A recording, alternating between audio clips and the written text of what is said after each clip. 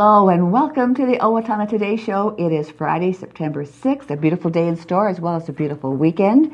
And as what we like to do every Friday, we want to thank our great supporters who make this show possible. And if you have to be in one of those supporters, say thank you for helping support the Today Show. And our premier sponsors include the City of Owatonna, along with Express Employment Professionals, Owatonna Public Utilities, Safe and Drug-Free Coalition of Steele County, and the United Way of Steele County. Our primary supporters are Amy Swain Hearing Centers, Coda Living Community, and Park Place Senior Living, along with the Little Theater of Owatonna. Our interlude supporters are Abraham Consulting Technologies, Brenda Bednar Mortgage, along with Glenn Megger and Tim Thomas of the Brick Megger Funeral Home and the Medford Funeral Home, also Brookdale Senior Living, Sterling House, and Clare Bridge of Owatonna, Carlson Branson and Company CPAs, ERA Gillespie Real Estate, Fairview Animal Medical Center. Also, interlude supporters are Horizon Eye Care Professionals, Clancher and Son Landscaping and Concrete, along with Napa Auto Service, Owatonna's Business Incubator, Perfinium Financial, R&K Electric, Snap Fitness, the Steele County Historical Society, Steele County Transitional Housing, along with Third Hand Incorporated, Video Productions, and TPS Insurance. And we are always looking for more supporters of the show. And if you are a business and would like some more information about how you can become an underwriter of the program, all you need to do is contact our producer, Leanne Alt, at 390-5751. We have a very interesting show in store for you today. First up is going to be Scott Duffus, who's going to be talking about mountain biking in Owatonna. That's right. We have so many activities, and mountain biking may be the next one as well. And then Megan Proft is the new executive director of the Arts Center. We're going to learn all about her, and that's going to come up right after this break, so stay with us. Hi, I'm Dr. Beth Giltfett of Horizon Eye Care Professionals, eye care you can trust. We're proud supporters of Owatonna Today.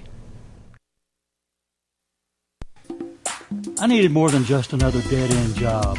I wanted a career, so I expressed myself. With the kids off to college, I decided it was time for me to go back to work and express myself.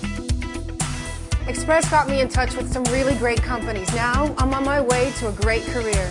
Express Employment Professionals is in contact with thousands of companies in need of quality employees. Come in now and get the job you deserve. Express yourself today.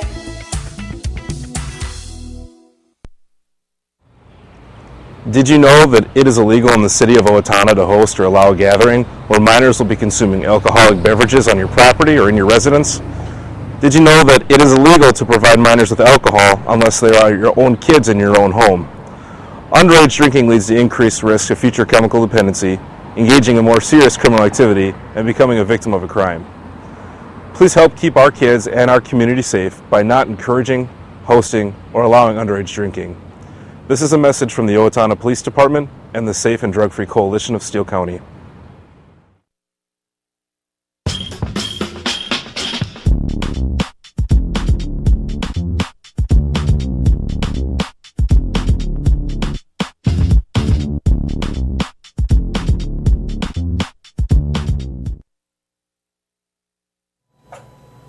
Scott Duffus is our first guest on the Owatonna Today Show.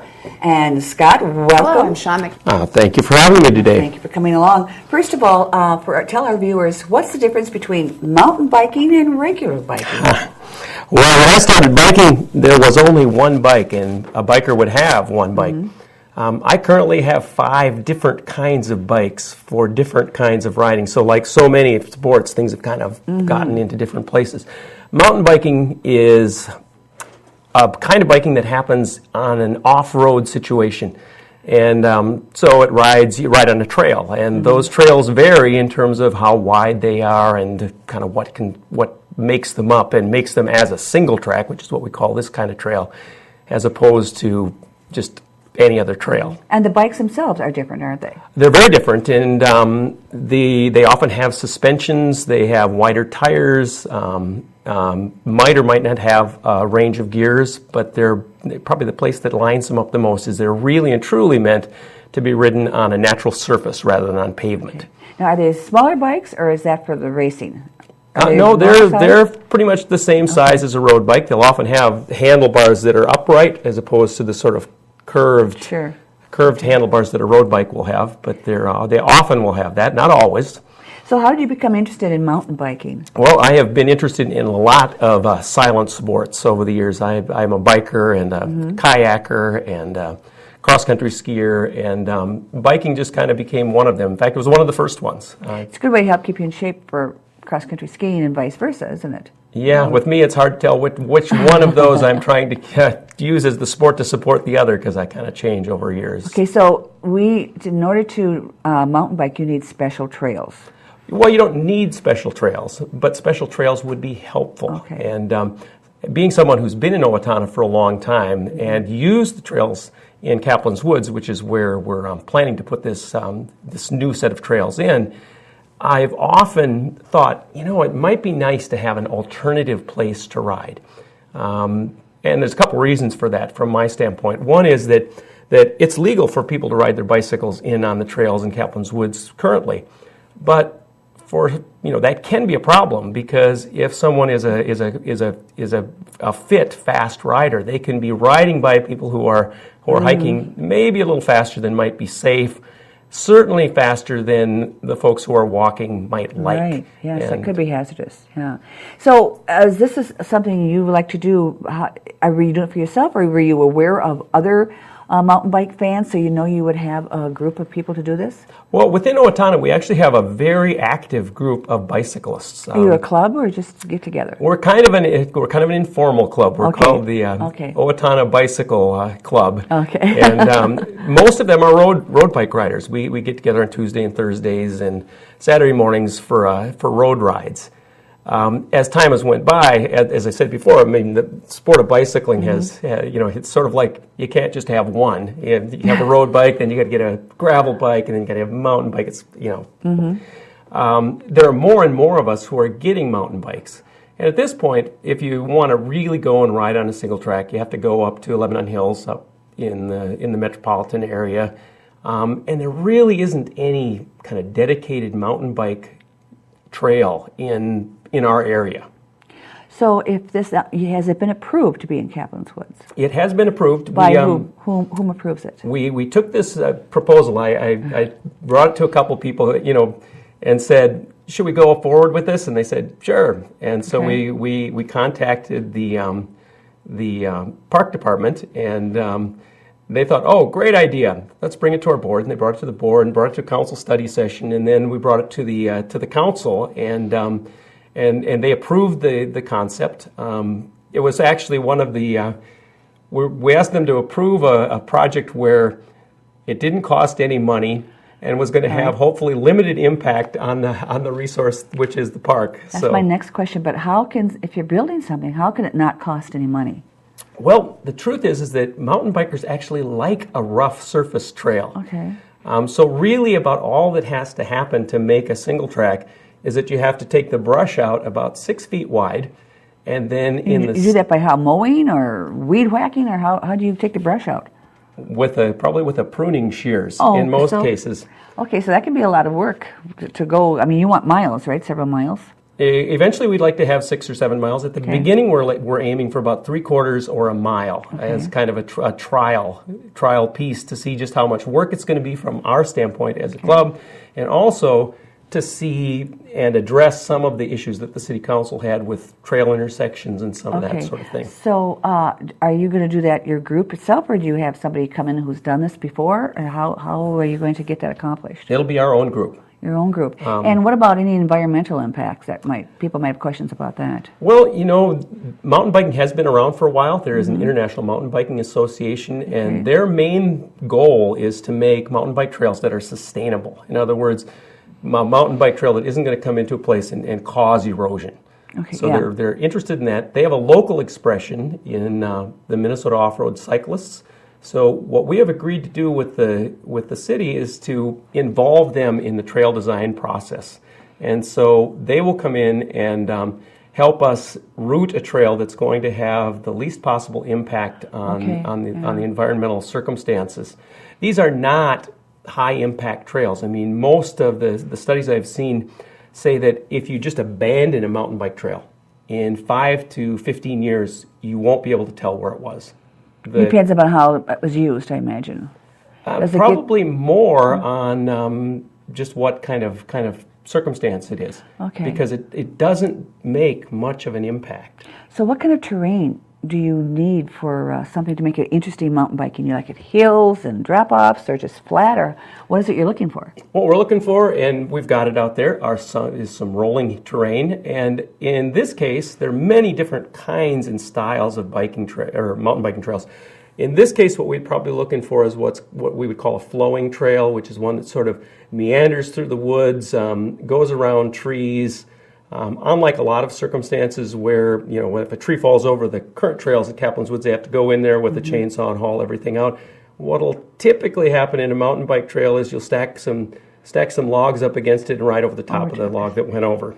So will this be sufficient for novices, beginners, or is this going to be intermediate trail? We're wanting to have a trail that just about anybody in town could feel comfortable riding on. We see no reason in a town, in an area as little as this, to make this a very difficult to ride trail. So we're looking for something that, if you're somewhere between about 7 and 85 and a bicyclist, that you'd be comfortable riding.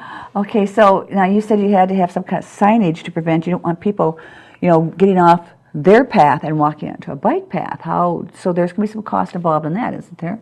There will. First of all, we do believe that people will walk on these trails too, and we don't have any issue with that. Okay.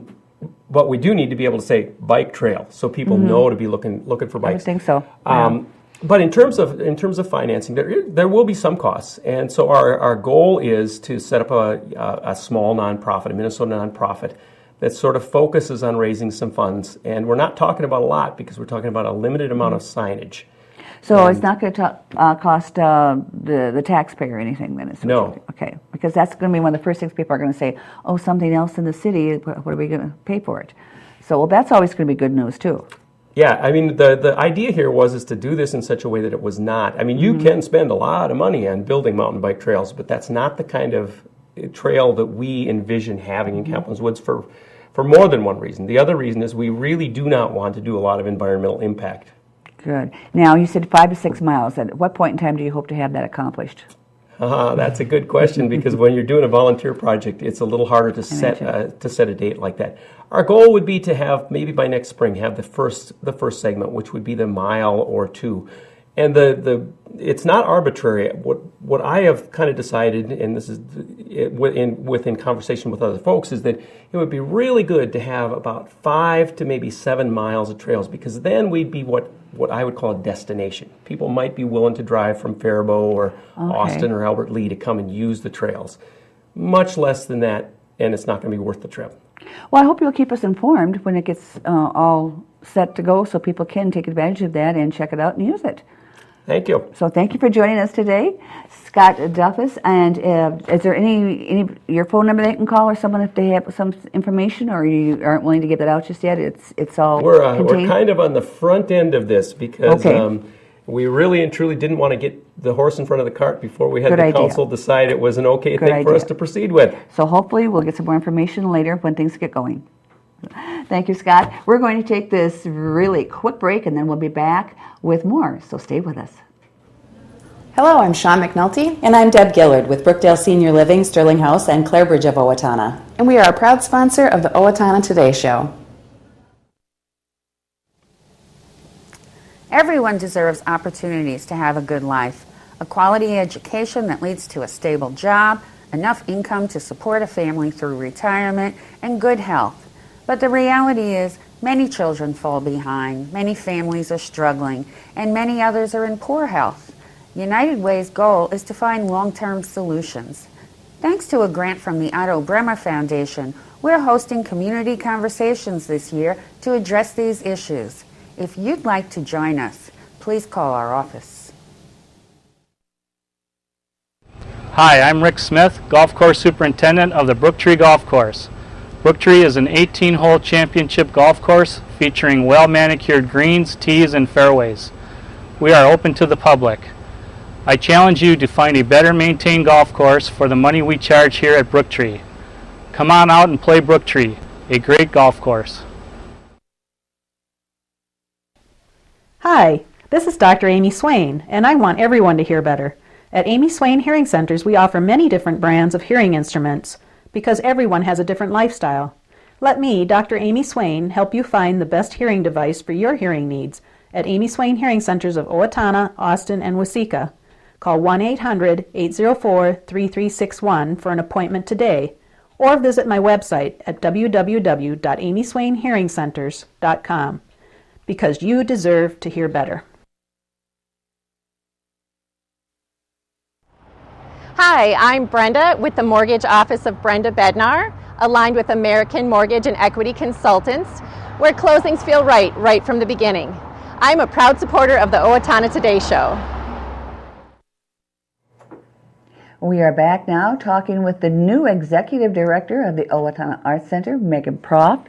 Thank you for joining us today, Megan. Thanks, I'm glad to be here. Congratulations on your new position. Thank you so much. And how long have you been in that? I've been there about a month now. About a month now. First of all, we want to let our viewers know, if they're not familiar with you, you are an Owatonna native, aren't you? I am born and bred here in Owatonna. Yep, my whole family pretty much is still here, actually. Now, you, of course, after you graduated, you probably went away to school. What did you major in? What was your you graduated with a degree in? Arts management and English. Okay. So arts management. So do you paint? Do you sculpture? Do you do things in art, or you just enjoy it? Well, I'm a performing artist, so I kind of got to school and decided, am I going to make a living as an actress? Probably not. So I went the arts management route, which is actually the business side of arts, hence the management. So I'm finally getting to actually do what I went to school for and what I've always wanted to do. So when you graduated, did you what was your background? What's your experience? A lot of my experience has been in writing and in program development. So I worked for community ed up in Northfield for many years doing program development, class programming, and budgeting, fundraising, marketing. So that's all kind of coming together now at the Arts Center. So this must have been quite a godsend to you when the opening came, huh? I was very excited. I'm passionate about the arts, and I'm passionate about community in Owatonna, so it was just a great melding of all the things I've wanted to do. Plus, you know the community, having been here, and I'm sure familiar with the Arts Center. Yeah, I took classes there as a kid, and I did my piano recitals in that hall. So what are your duties as Executive Director? What are they asking you to do? Yeah, I'm mostly in charge of fundraising, funding, budget, and development, and a lot of marketing as well. So, looking for different ways of, nonprofits are always looking for money, so looking for different ways it is tough, raising funds, and then also helping bring new people in, try and increase the membership, all those good things. So. And how many do you have as a staff? Do you have a staff under you, or they have separate positions unrelated to you? Well, there's two of us there right now. So I'm executive director doing the business, more the business pieces, and then Sylvan Durbin is our artistic director. So he handles some of the events and the gallery shows, and really is a great face for the Arts Center and a wonderful person to have around. So. And all the legwork and everything else. Yeah. With two of us, we're both wearing lots of hats, but I'm sure he's helping you a lot with the transition as well. He's been wonderful and very gracious and kind, just helping me figure out what all is happening. So what is it you would like to accomplish as Executive Director of the Arts Center, besides making it successful? Yeah. I'd love to see it as a destination arts center for Southern Minnesota. Okay, explain your definition of destination arts center. Sure. It's kind of what Scott was saying earlier in the segment. It's having people drive to Owatonna to see the Arts Center. Or while they're in Southern Minnesota, say, remember the Owatonna Arts Center, let's go there. So, and it has the building certainly has the potential. It's a beautiful building, historic building. We're looking at a building project too, which most people have heard about, sometime hopefully next spring. So that'll also help with maybe bringing more people down to see us. Is that going to expand the gallery, or are you going to offices, or what else is going to be included in that? Yeah, it's really a new entrance, which will also include a few other things, a reception desk, which we don't have, hopefully another small gallery space. So we'll see. We're going to get there. Yes, we'll get that's there. Exciting too. So as far as marketing goes, that to me is always a difficult thing. I can't wrap my head around that. It's to try to advertise so people are going to want to come in, basically. And how are you going to do that? What is it? Do you have any ideas as to what kind of projects you're going to do for that? I think just making a really concerted effort to market more and to market smartly. So you can take out ads here and there and spend lots of money marketing, but there's also some good things you can do with promotion online or even word of mouth. You know, having sort of a street team is a good way of approaching things. So we'll be developing some new ideas, some different things that aren't happening right now. Now, the Art Center is not just used for people to, display their artwork or to have art classes. There's also performances done there. There's also receptions. Are you going to try to promote that more too, or are you going to be more of the artistic aspect of it? I think we want to make it bigger, so including some more of those elements. The performing arts, there's wonderful concerts that happen right now. More of those, maybe bring in some theater. That's kind of my background and passion. And we certainly want to continue to promote it as a rental facility because it is such an amazing space. We want to invite more and more people in, even if they're there for their own, for a reception or something.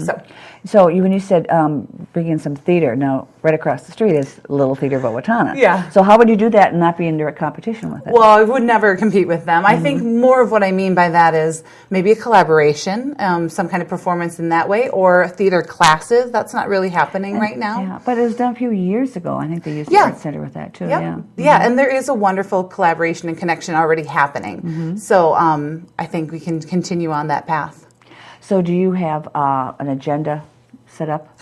Kind of. I keep getting derailed every day. But yes, I sort of have my first month's worth of goals and then 6 months. And I need to be very accountable in this new position.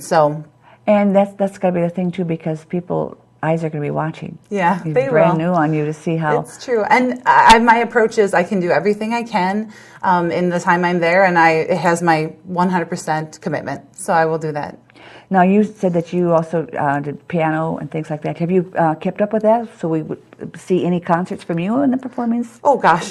Maybe not on piano, but I do play piano still and I sing. I choreograph a lot, so I'm a dancer. Okay. Just choreographed this last summer, Jesus Christ Superstar, here at the Little Theater. So, yeah, I may get on stage sometime over there, but we'll see. You sound like a very busy lady to try to squeeze all that in, and also the job, I'm sure, is at least 40 hours a week, no doubt. Much more, yes. But now the thing is, too, when you said you're the business aspect of it, but I'm sure when, like, Christmas comes along and there's all that going on with extra things, you're not going to be out the door in 2 minutes, and I'm sure with only 2 people there, there's a lot of responsibility with a small staff like that. There is, but we have a good relationship going right now, and we kind of both understand, there's days you work a little later and you come in early and you get it all done. So. Yeah, especially since when they have, the pastimes coming up in November too. So it is such a variety of activities going on there. It is. All focused with the arts. So you're going to be more into the media as well, too, when it comes to? Maybe, yeah. Well, we just kind of have to flow with it and see, what opportunities arise, and then we take advantage of what we can. Yeah. Now, how many people are on the board?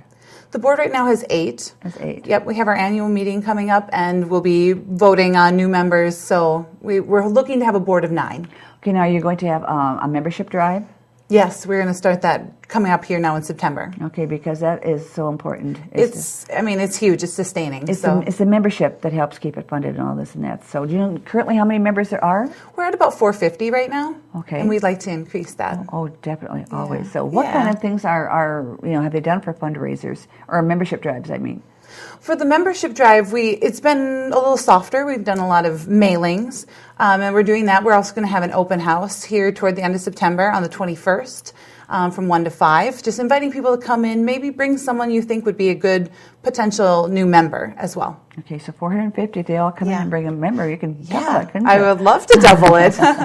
Well, Megan, I'm sure we'll be seeing a lot more of you and hearing more about you, not only with the Arts Center, but probably with LTO. Yeah, I hope so. Involvement. Yeah, so we're glad to have you on board. It's always nice when you have someone that's so enthusiastic. Yeah, I'm excited. It's catchy, that kind of enthusiasm. So we wish you the best of luck. Thank you. In your new endeavor, and we'll be seeing you back here, I'm sure. I hope so. We're going to take this break, and when we come back, we have some announcements we want to catch up on.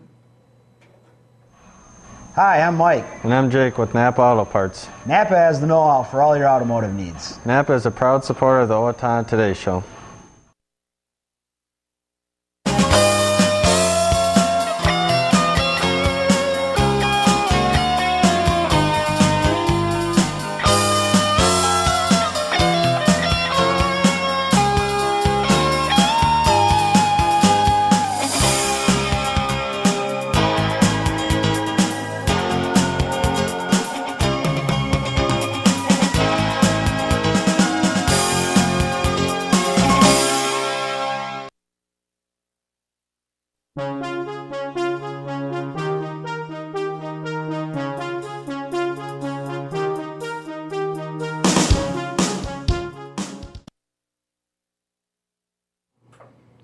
We are back, and we have some events going on that we want to pass along for this weekend.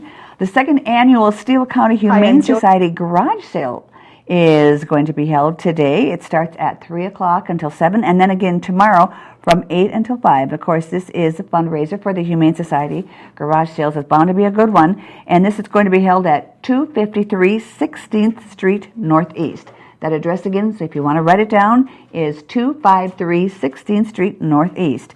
And then tomorrow, there's still space available for the Spay and Neuter Clinic being held at the Steele County Humane Society in conjunction with MinSnap is offering low-income spay-neuter services for companion animals and free-roaming community outdoor cats.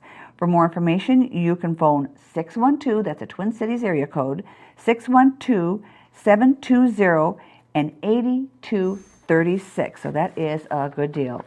And something very interesting coming to the Havana Hills is called Shoot for the Moon. It's a nighttime golf tournament to benefit the Steele County Clothesline. And that is tonight. So dust off your clubs if you haven't used them for a while. It should be interesting. They're going to have a glowing ball so you can see the golf at night. The registration and cookout starts at 6:30. Again, that is at the Havana Hills Par 3. And the Night to Prevent Child Abuse is coming up tomorrow night at the Steele County History Center, a beautiful facility. The tickets are $30 for individuals or $50 per couple. In addition to the admission to raise money, there will also be a silent auction, and there will also be live entertainment along with some hors d'oeuvres. And J.C. Park has new playground equipment, and they're going to have the dedication. So bring the whole family on Monday, September 9th, at 5 p.m. And if you aren't familiar with J.C. Park is, it is at 631 Rice Lake Street. Just go out Main Street, and it's at that intersection there, and it looks like some beautiful playground equipment. And there'll also be cookies and lemonade will be served as well. And then Children's Book Illustrators Guild of Minnesota is going to be holding an exhibition at the Owatonna Arts Center coming up from Sunday, September 8th through the 29th. And then September 15th, they'll have like a little informal gathering with they show you more about what the children's books and the illustrators do. So we do want to thank you for joining us on this Friday. We hope to see you on Monday. We want to thank our guests, Scott Duffus and Megan Proft, for joining us. Have a great weekend. It should be a nice one in store. We don't know how many more we have left. And hope to see you back here on Monday. For Leanne Alt, I'm Betty Johnson, and this has been the Owatonna Today Show.